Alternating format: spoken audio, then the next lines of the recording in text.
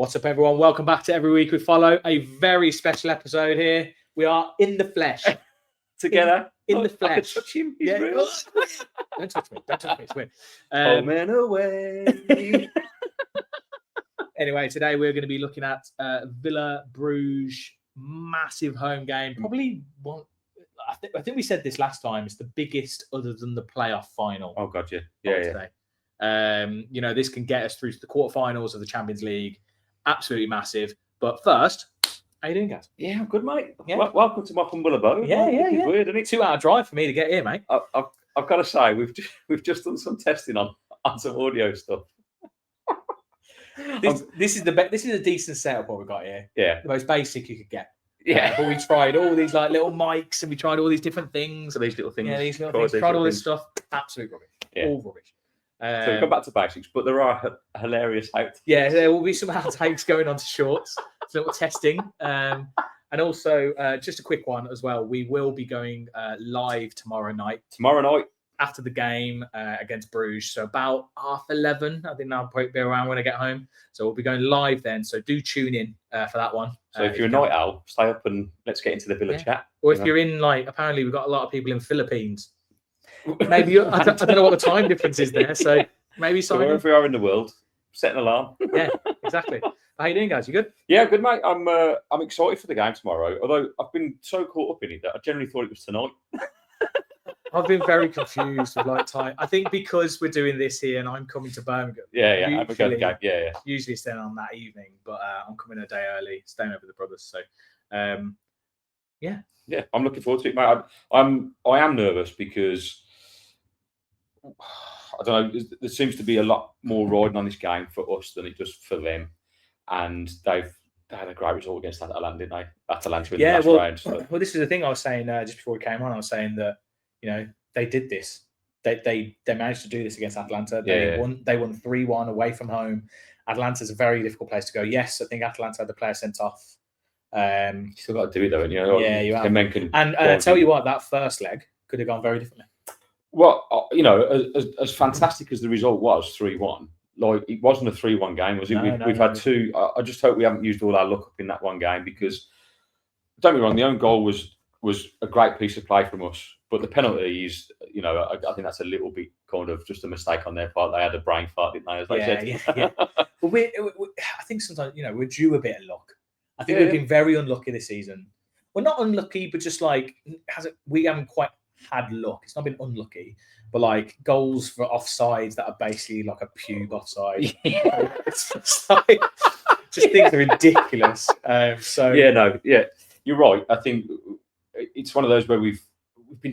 I've said this for so many weeks now, and I'm getting to sound like a broken record, but it feels like we've been so close to being so great, and a lot of that has been our own fault, down to inconsistency at the back and letting goals in. But there have been decisions in games, and we have been unfortunate with injuries. And obviously, Emery doesn't ever use any of these excuses, but it does have an impact on the psychology of the team, doesn't it? So, I'm hoping that on Sky Sports after the Brentford game, they were looking at percentages of where we are, a chance to finish in the top 4 or 5. Yeah, and we are 2.7% or something. Come on, right? Yeah, but an underdog, everyone loves an underdog. Underdog, right? Also, we're not that far off it. It's not like it's not like we're 6-7 points.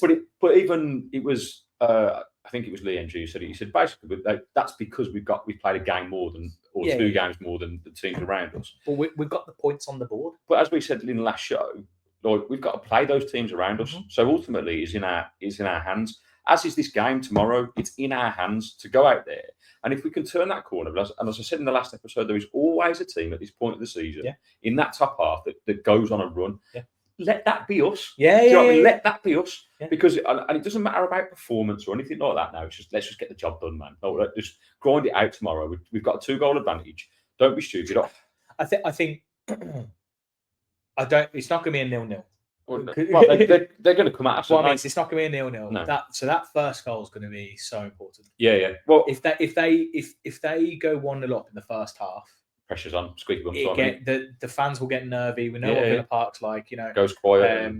But we'll have to see how that goes. I'm not 100% sure. But one thing we are going to do here is we're going to do our predictions here.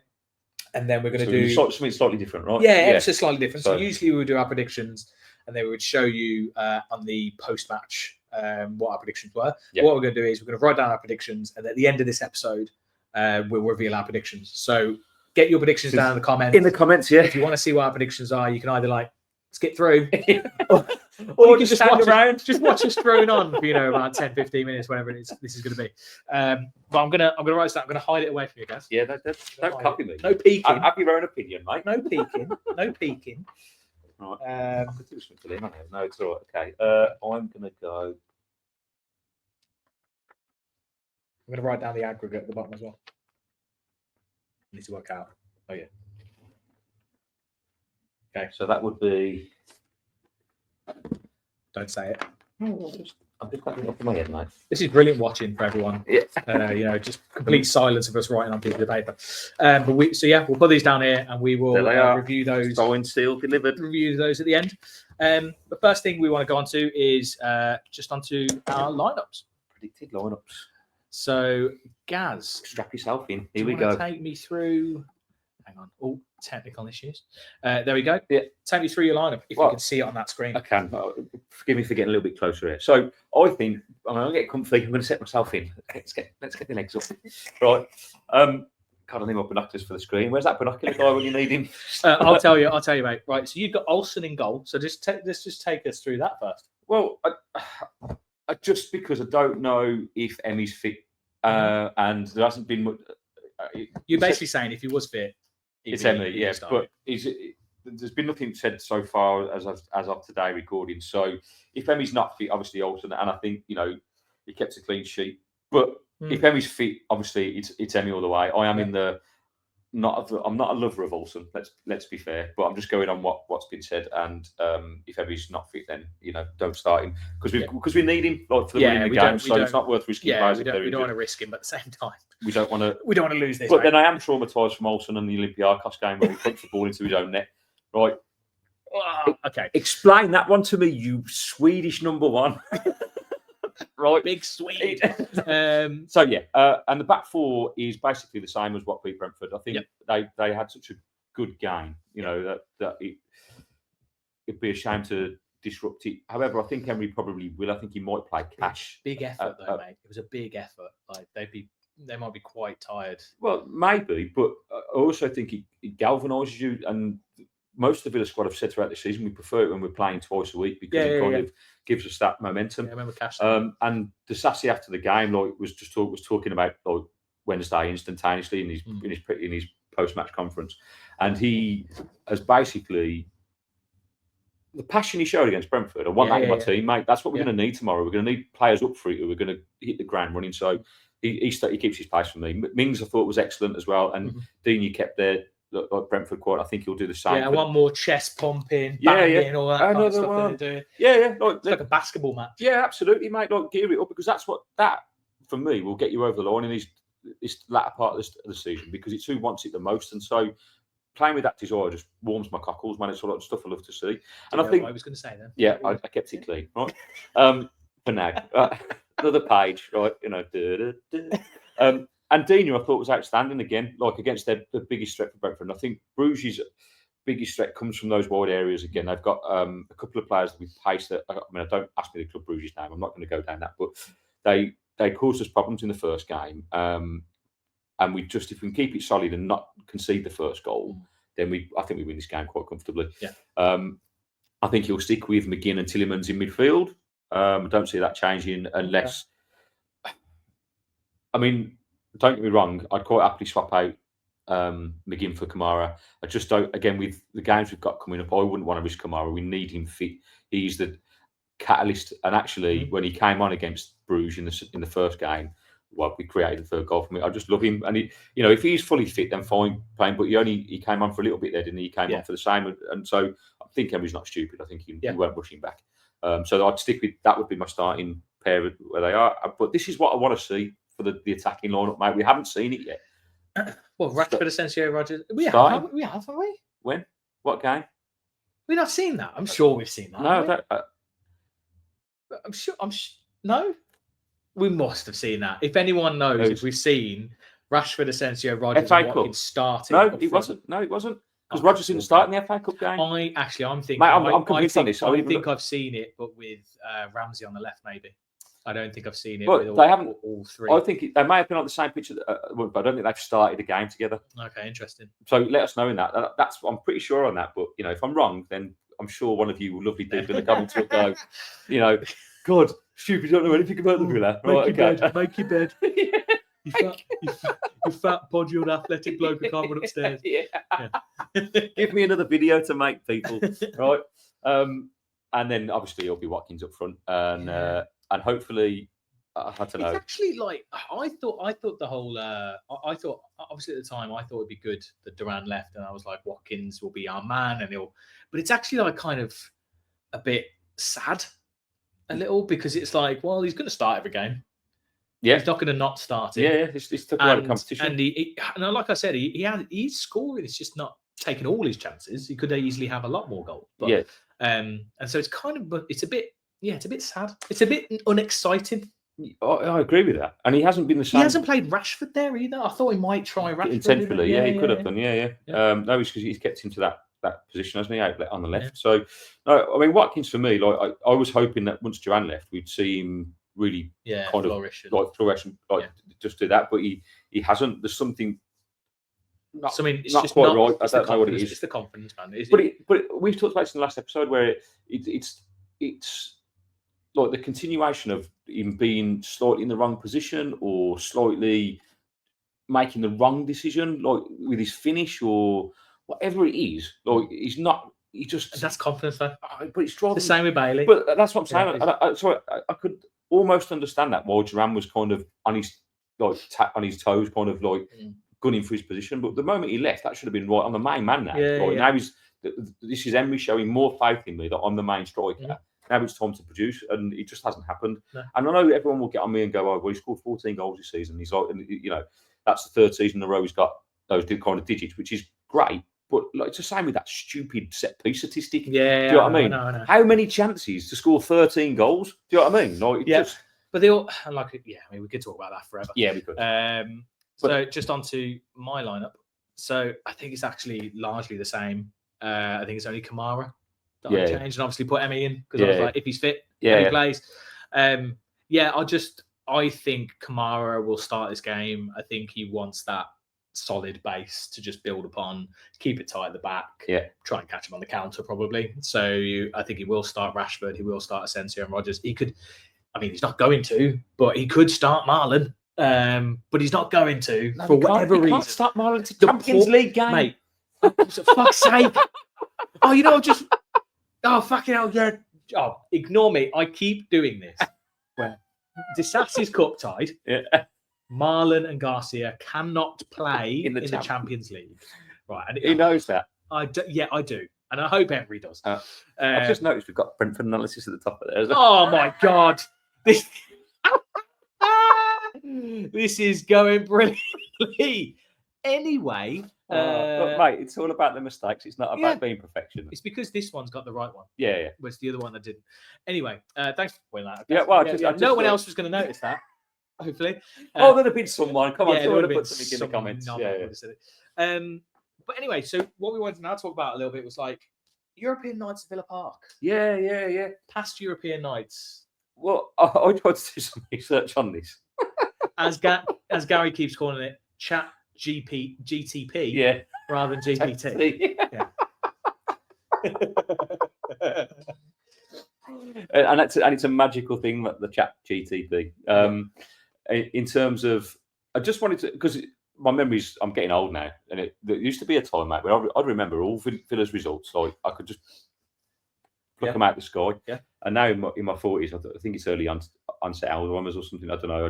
I can barely remember what date it is, let alone what happened. I'll meet you at Villa Park tonight. Yeah. It was there like, it's a bit quiet. That was really easy to get here, wasn't it? Yeah. I'm in nice and early. There's no rush, no queue for the burger. Where's the burger van? Why's it closed? Why's the chip shop closed? Go on.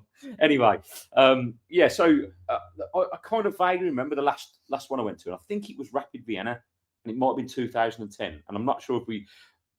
Was that Was that? No, that wasn't. I always remember playing. I think it was Rapid Vienna in the Intertoto Cup. Yeah, we played them. Martin O'Neill. We played them twice. At Villa Park in a couple of years. Because I remember, I vividly now. If anyone else can remember this, can find any footage of it, because I've never been able to find it. And no, it was before Martin O'Neill, because I think I was quite young. It was before that, but we played them into Toto Cup. Yeah.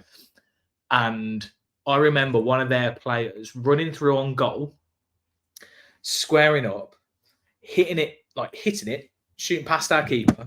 Looked like it was going in. He runs off into the north stand, into the whole end, because I think I was sat in the north stand. Runs off, slides down his knees like this because he thinks it's in. It's the post and comes out. One of the greatest things I've ever seen. The entire stadium's like, whoa! Oh, mate, I don't remember that. Yeah, I don't remember that. Unless I dreamt it. Someone let me know down in the comments if I'm like losing my mind. Well, just going for those European nights, right? So if we go to the last memory of mine is Olsen punching the ball into the net for that Olympiacos semi-final. Yeah. but oh god, this is why this is the thing. This is why this is so important, because that was the last time we had this really high pressure home European game, and we absolutely fluffed it. Yeah, well, Dougie missed the penalty at the end, and we lost 3-2, didn't we? I know. You know, and that was his last flurry for us really before he departed. I'm hoping if it's going to happen, it's in the semi, it's in the quarters. Well, yeah, but just as a reassurance to everyone who's scared of AI taking over the world, by the way, going back to Chat PTG, whatever I call it. Right, the first result it came out to me for the last 5 European nights was February the 25th, 2025, where Villa apparently played Celtic in the last 16 of the Champions League. Cool. So where are we now then? That puts us... So we'll be in the quarterfinals? Yeah, so we're already in the quarters. Apparently we beat them 2-1. So I think it was referring to good old AI. So, but yeah, what it states here, we played Rapid Vienna in August 2009, apparently, 27th. Right, and we won 2-1. But we were eliminated on away goals. Now, I don't know how true that is. Okay. And then we played them the following year in August 2010 in the league playoff round of the Europa League, and we lost 3-2. What's the earliest one you can remember going to? At Villa Park? Yeah. Well, European night? Yeah. Oh, mate, the game of all... Ajax, innit? No, it's before that, mate. The game of all games, Inter Milan, and we won on penalties. Oh, see, no, I don't. Yeah, I don't. I'm a little bit older than you, aren't I? So that's my... It was Ajax, Martin Laursen rising like a salmon. Yeah. We missed it. Yeah. We were coming, it was so early on in the game. I'm coming out with like some chips and like a croissant. And I literally came in looking down, going along, and everyone just leaps up. And I'm like, what the hell? Oh, missed it. I can't believe it. Thinking about our bellies before the football. Yeah, always think about that. Yeah. So that Inter Milan game, penalties, mate, was unreal. What if this goes to penalties? Well, okay. Just if it does, by the way, that live time we said about earlier, it's going to be extended. About half an hour, 45 minutes later. So it'll be close to like midnight. Yeah. We're but I'm hoping it doesn't get to that point. I don't know, mate. Oh God, have we got enough experience? So you would hope with the likes of Asensio and Rashford in there, we've got enough to beat this team anyway. Yeah. I think we should go through in normal time, but if it goes to penalties, I still fancy us. I think we should. Yeah. You know, we should still come away victorious, but you just never know. That it comes down to what you said earlier. That first goal is absolutely massive, and you know, like I said, I think I like to think that Emery's going to go right. Well, let's go out and get it. Yeah. Like I said, let's go out and get that first half hour, get that goal, game's buried. Well, like I say, if we can start like we did in the first game, for the first 10 minutes, 15 minutes, we looked good. We could have probably scored twice. Yeah. And then we didn't, and then they just grew into the game, and they kind of took over and became much more of a threat. But yeah, get an early goal again, and I think it'd be game over. I think they will go. Excited for that atmosphere as well. Come on, let's bring on let's get Villa Park rocking. Let's get the Bayern atmosphere, mate. Mate, if we don't get a flag and we get a poster, right? They can piss off. I ain't getting no poster for Villa Park. Yeah. Right. And they're also rubbish because you can't keep it in good nick. No, you can't. We have to fold it or roll it, don't you? Yeah, and you get back, and it's just like this crappy, slightly damp, maybe got a bit of juice like ketchup on it. No, something folded. No, I've got them upstairs rolled, but I haven't displayed them anywhere. Just waste of time. The flags are useful. I like the flag. So come on, Villa. Right, let's get a flag. But yeah, and then a little bit onto obviously we've actually got a little bit of a connection with Bruges and a couple of Villa players in the past. So Marvelous Nakamba. Well, think back, mate. Take it back to August 2019 when we were, getting promoted. Yeah. Wesley and Marvelous Nakamba. Wesley and Marvelous Nakamba both came within a couple of weeks of each other, apparently. Yeah. Now both obviously won a bloody striker. love Marv. Just gonna say, I love Marv. He was. Just the nice. He just looked like the nicest bloke. Like his face. He's just like. Just want to grab his. Oh, little Marvelous. Is he still at Luton? Yeah, he's at Luton. Yeah. Although, he was fantastic for a time. He got a couple of injuries, didn't he? But he was brilliant for us. Well, he was rock solid. He's one of them players where, and again, we talk about this. We talked about it about disaster the other night. A guy that played with his heart on his sleeve and gave absolutely everything when he was on the pitch. Yeah. And I don't care what the majority of football fans that I know. That's all they want to see. Like, it doesn't matter about how necessarily skillful you are or about the results. It's about when you put the shirt on, are you playing for it? Do you know what I mean? And that for me, he'll go down.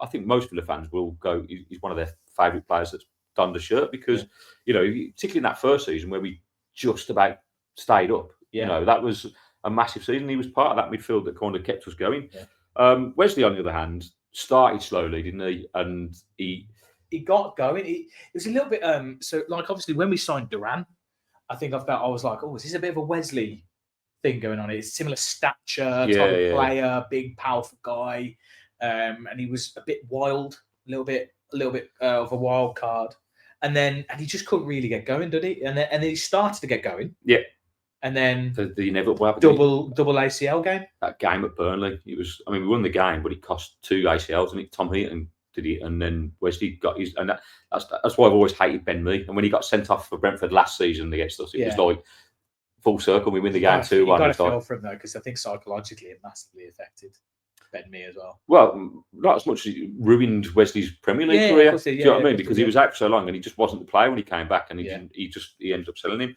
But I think the nice story about the pair of them and when they came from Bruges, and I think this speaks of Bruges as a club, and and for all the people that went out to the away game, how beautiful the city is. They're in for a nasty shot tomorrow night when they come to it. Honestly, this is the thing that gets me right. You think about all these players, so like, say for instance, if we do miraculously manage, I say miraculously, we've got a very good chance of getting through now to the quarterfinals. Yeah. And imagine if it's miraculously Paris, right? PSG. Yeah. We've got a lovely trip to Paris, lovely, Gay Paddy. Yeah, going down, beautiful. And then they come to Aston. And look, I'm not like, I think every Villa fan would pretty much say it's not the nicest place you ever walked through. Mate, it's like stick in the dump, innit? You have to walk through walking through different wardrobes and walking through car parts and seats. I think I could kit out an entire house with the amount of bed mattresses. Mate, and that's every week we go. We should do every week we follow. Every week we follow furniture in Aston. I think last time I was there, I saw a nice 2-seater leather sofa. We're going. So if you need any furniture, pop in the comments. We'll see what we can pick up for you. I'll take the van. I reckon we can set up a shop. I reckon we can set up a shop outside, fund this channel. There you go. Mate, that's a brilliant idea. Well, let us know what you need, guys. We're the bric-a-brac boys going round Aston. Oh, and by the way, there's always see this sign. There's one of the shops on the way down to the stadium, which also they're selling toilet roll for, I think it's £1.20. For a pack. I think it was, when COVID was going on, there was a shortage of toilet roll. So there's a sign still there saying, we've got toilet roll, £1.20. Well, mate, there was a shop that was just around the corner from that one that just after COVID, when we went back, that basically said it had a lamb's head for sale. Right? And I had to read the sign twice. And I should have took a photo of it. I mean, this was back in 2020, but Lamb's head. I haven't been back to that shop since. You sure it's not a place called like the Lamb Shed? I mean, it could have been. Maybe it was a butcher's. I don't know. But I don't know if it's still open. I haven't walked to that part. Right. Oh God. Right. So anyway, but going back to the Nakamba, basically, he really wanted to come to the club. Yeah. And Wesley kind of sold it to him, so that's why he came 2 weeks after Wesley. I think he just showed that and looked it. So yeah, big up to Marvelous. That's great. Because he had was he Zimbabwean, wasn't he? He's yes. Yeah, and I think he was Premier League's first Zimbabwean player, if I remember right. I'm sure that was the case. Let us know if that's wrong. Yeah. I'm sure that was true. And he because he set up like a foundation in Zimbabwe. Yeah. So it's fantastic, really. It's a brilliant story. Yeah. Right. On to our predictions then, guys. Here we Let's go. do the reveal. If Dun, anyone's dun, dun. managed to survive 25 minutes of minutes. this, well done. You will see our prediction. Here we go. Obviously, let us know what you think down in the comments. And as always, like, subscribe, all that kind of stuff. All right. Ready? What have you got? Oh, 2-1. Exactly the same. I think we will ultimately 2-1. concede. Yes. Yeah. I actually think we'll go 1-0 up. And then they'll equalise, but then we'll probably kill it off. But yeah, I think it all comes to let's just get behind the boys tomorrow, get Villa Park rocking, and make it really difficult for Bruges. If we can get that first goal, I think it will be ultimately game over. Yeah. Yeah. Brilliant. Also, do not forget to tune into the live because it will be, well, obviously we'll be on a high. I'll keep looking down here, but we even spoke about this before and I've still done it. Yes, we will go live. Obviously, that will also be then available so you can see it after the fact. You don't have to be live. But it'd be good to see people in the comments or ask us any questions during the live podcast as well. Yeah. As always, guys, that's it for this one. It's been nice to do it in person. Yes, mate. Bit weird, bit odd. It's a bit strange, this. But yeah, as always, like, subscribe, let us know what you think down in the comments, and we'll see you next time, guys. Every week we follow the boys in Carrot and Blue. It's a lot louder in person. Yeah. Cheers, guys.